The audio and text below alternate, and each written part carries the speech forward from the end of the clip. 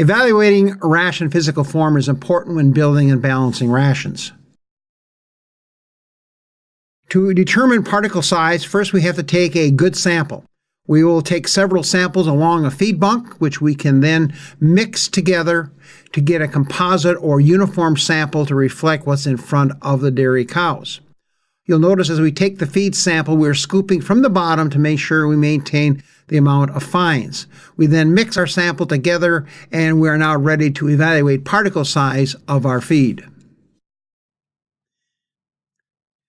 Today we're going to be using the 3-box system, and you will also see the newer screen that's being added to it, which has a 4mm screen, which is being used to define effective fiber. We then stack the 3 boxes together and add our sample, which is typically a quart or roughly 500 grams for a TMR. And then we are ready to shake the sample. If we're using corn silage, you might go a slightly larger sample, like 600 grams, and for haylage, a smaller sample at 400 grams. We then go ahead and shake the product, and we will shake it 5 times and then turn the box 90 degrees or a quarter of a turn. We'll then shake it again, and we'll repeat this for 8 cycles.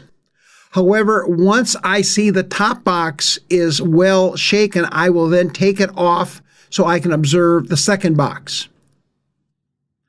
Shaking the second and third box together allows me to see if, in fact, there is enough room or access to the holes in the box, so, in fact, the forages or the feedstuffs can be separated on out.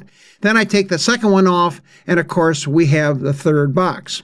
And now you can see the feed samples physically are quite different in the 3 different boxes shown in front of us here. We then take and place the feeds from each of the 3 boxes on paper plates, but you can use any instrument that you'd like to use.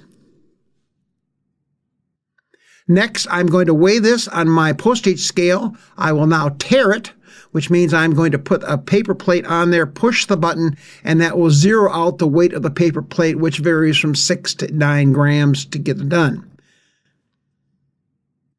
I then go in and place each of the plates on the scale and weigh each of the plates to get the approximate weight of each of the various feed samples.